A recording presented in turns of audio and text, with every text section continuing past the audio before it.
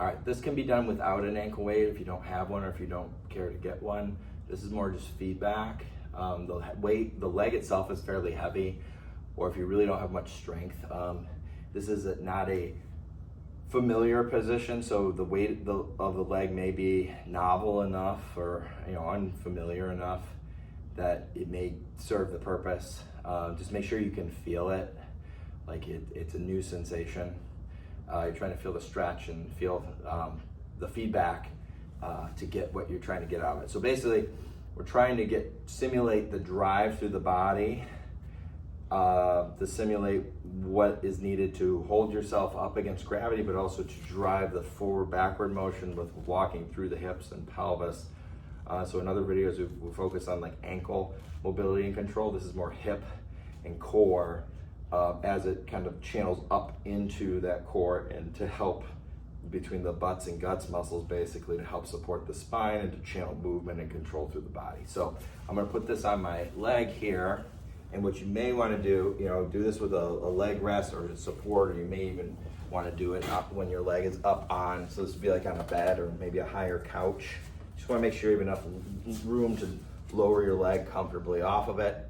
As long as this is snug on the leg here, it shouldn't slide off because of the bend in the ankle. Make sure my head is supported. I want my hip close enough to the edge, not my shoulder too close, because I want my elbows on the bed here.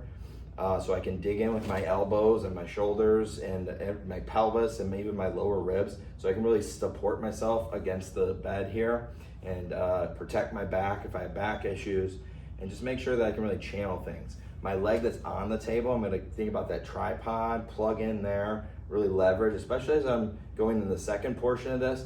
And you may not be appropriate for the second portion, so don't worry about that if you feel like you're not, or if it's not recommended by your therapist. That you do this, so that would be like more advanced. But if you just want to start out with this, it's more of the basic one. Just plug in and just do an isometric where you're just stabilizing there as you lift this leg. The second part's a little more advanced, where you actually lift your whole pelvis off the ground. That's more dynamic, like you're actually simulating walking, and it may even feel more dynamic than walking itself, because again, it's an unfamiliar position. And it is a little bit more difficult to control because of that. All right, so here we go. I'm gonna plug in even my head. I'm gonna press into the pillows, make sure it's supported. I've got my hip, pelvis to the edge here. Tripod on this foot here, that's on the inside. I'm gonna slowly lower down. Now I'm gonna try to synchronize my breath. I'm gonna try to simplify this as much as possible so we keep it streamlined. So I'm actually going to inhale as I lower down. I'm pressing everything into the table. And then as I lift up, I'm going to exhale, plugging in with my tripod, pulling everything into center from my core. And I'm using my glute. I'm not lifting up yet, but I'm still stabilizing by pushing down that tripod in my inner thigh here and my glute here, back underneath here, to stabilize on that lift. But I'm mostly gonna feel it here, because that's what has to slow that weight down. Now I've got like a 5-pound weight here, so this is quite a bit. Not necessarily something you want to start off with if you don't have a lot of strength here. But something in the 2 to 3 pound range probably is appropriate for most people. Or if you're really weak there, 0 to 1 pounds probably. So 0 meaning no weight. So I'm going to breathe in and then exhale on the lift. Feel that work being done there through the whole body. And the way everything works is there's no strings here to lift up this leg. I gotta push down through this side here to leverage through my core and through my body to lift this up. So my core abdominal muscles and my hip flexors have to work to drive this up, but that's all leveraging off my glutes on this other side. So that's doing most of the work. The strong leg muscles connecting to the core. The core muscles, hip flexors are piggybacking off of that. And I'm actually gonna push my head down. Try not to crunch and lift your head up.